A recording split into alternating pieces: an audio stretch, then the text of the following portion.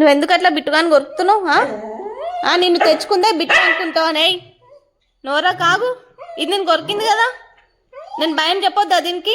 అట్లనే కొరుకుతుంది మరి నేను లేనప్పుడు కూడా. నువ్వు చెప్పు, నీకు నేను చెప్పినా బిట్టుగాని కొరకొద్దు, మంచి చూసుకో అని చెప్పినా కదా నీకు నేను.